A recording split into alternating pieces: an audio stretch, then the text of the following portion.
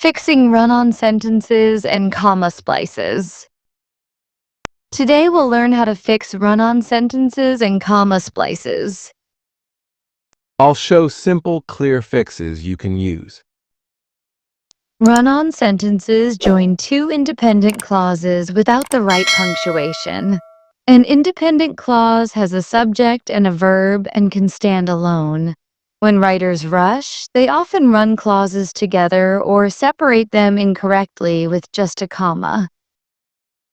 A comma splice uses a comma to join two independent clauses without a coordinating conjunction. A fused sentence has no punctuation between clauses.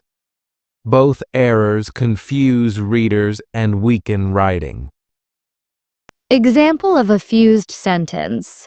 The sun set, the children ran home. Each part can be its own sentence, but they are stuck together. Readers must pause and puzzle out the meaning. Example of a comma splice. The sky darkened, the wind picked up. That comma is not enough. We need a stronger connection to make the sentence correct. There are three common fixes. First, split the clauses into two sentences. Second, add a coordinating conjunction with a comma. Third, use a semicolon when the ideas are closely related. If we split the clauses, the examples become short, clear sentences. The sun set. The children ran home. Short sentences are simple and direct, useful for emphasis. Using a coordinating conjunction keeps the ideas connected. Remember fanboys. For, and, nor, but, or, yet so. Place a comma before the conjunction when it joins two independent clauses. Semicolons link related independent clauses without a conjunction.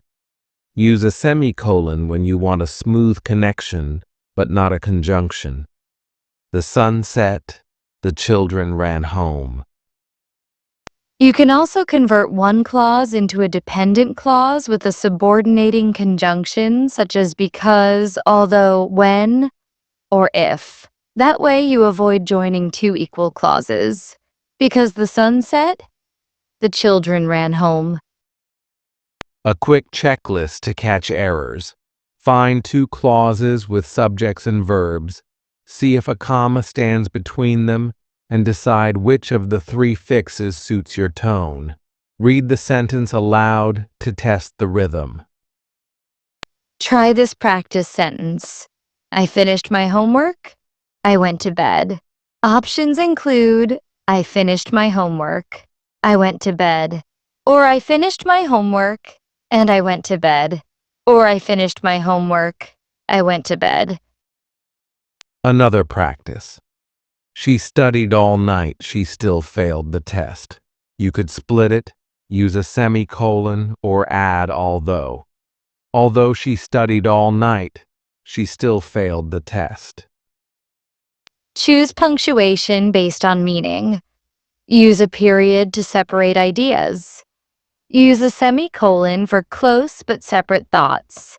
Use a comma plus conjunction to show a logical link like contrast or addition. Be cautious with commas. Commas set off non-essential information but do not join two full sentences by themselves. If you spot a comma between two independent clauses, add a conjunction or change the punctuation. Comma splices often appear in fast dialogue or casual writing. Editors usually turn them into two sentences or add a conjunction.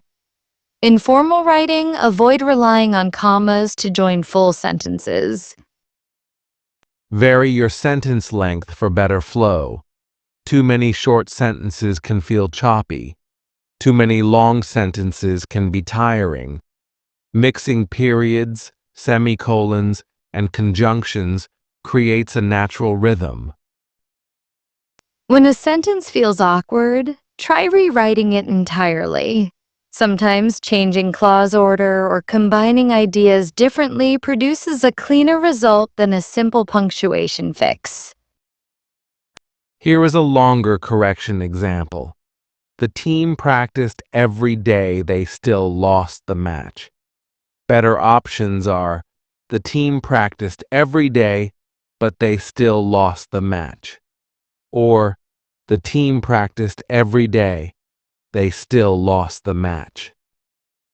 Watch for commas before coordinating conjunctions only when they join two independent clauses. If the second part is not independent, no comma is needed. For example, I went home because I was tired has no comma before because. A useful editing habit is to underline or mark independent clauses in a draft. Once you see the parts, you can choose the most natural fix. This method makes spotting run-ons faster. Read your writing aloud or use text-to-speech. Hearing sentences highlights awkward joins and missing pauses. Your ear often catches issues your eyes miss. If you are unsure, split the sentence into two first. This is the safest move. Then, if you want a closer link, try a semicolon or add a conjunction and adjust the comma. Avoid replacing commas with colons unless the second clause explains or emphasizes the first. Colons introduce lists, explanations, or strong emphasis and have a specific role. Practice with variety. Rewrite a paragraph using different fixes and note how meaning and tone change. Semicolons feel formal, conjunctions feel conversational, and periods feel decisive. Before you finish editing, search for commas that separate two full clauses and for long sentences without connectors. Those are the places run-ons and comma splices hide. One final tip.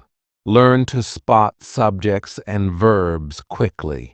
If both clauses have them, treat the parts as independent until you change one.